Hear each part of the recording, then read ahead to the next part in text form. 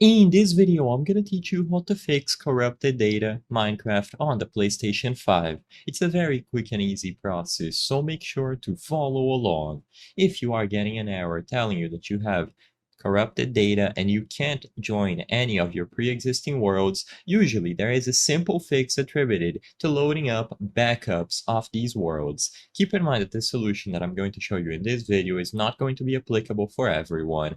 The backup needs to have been made beforehand, so before the corrupted data error started happening. So this is going to work if you had some saved data, and you will be able to quickly load it up and get to playing again on your old worlds. To check if you had any sort of saved cloud storage data, all that you have to do is go over to the settings on your console, and in there, one of the options is going to be saved data and game/app settings. When you go over to that menu, you will then be able to choose a bunch of options regarding saved data. You will be able to choose console storage, cloud storage, USB drive, and auto upload. You can browse through all of these, but basically you simply have to find your Minecraft data that was backed up by your PlayStation.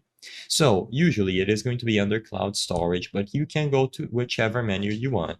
Afterwards, go to the option to download to console storage, and you will see all of the saved data for Minecraft.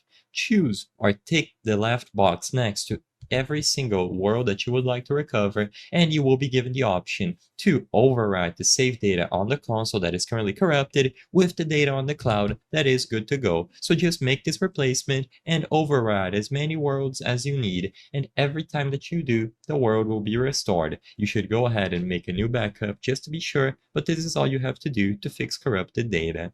I hope I was able to help you on how to fix corrupted data Minecraft PlayStation 5. If this video helped you, please be sure to leave a like and subscribe for more very easy tips. Thank you for watching.